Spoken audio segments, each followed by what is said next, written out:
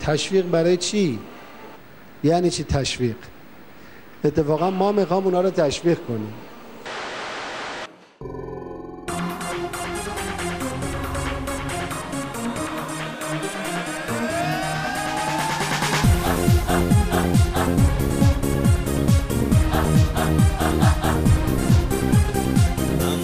مچل میکنم اتمو بغل میکنم مسائل منطقه رو یه جورایی حل میکنم خاطرم و دنیا میخواد منو رو چشاش میذاره جهانو بدید دست من تا بکنمش اداره من اگه یه جوری نفامو با اتمی تو جهان جا نکنم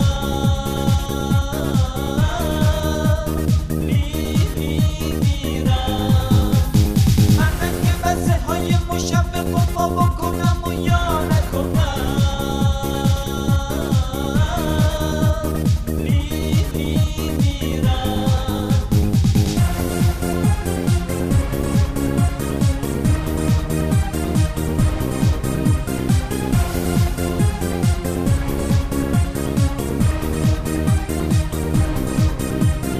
Je t'ai tout donné, mon cher barbu.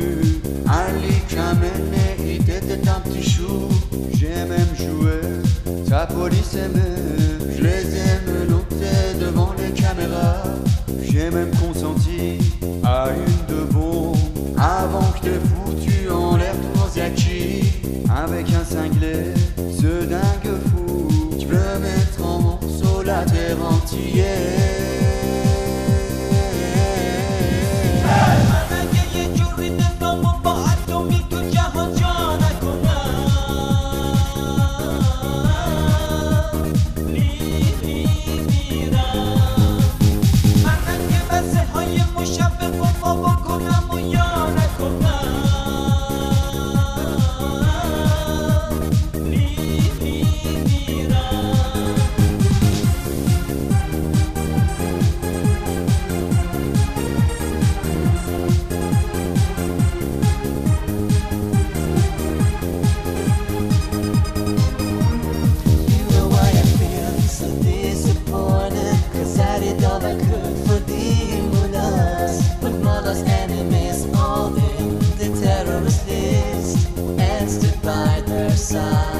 Chamberlain is now my favorite man. That incentive and bow, that's all we can. I tempt them or they tempt me. I still can't decide. Let's inside.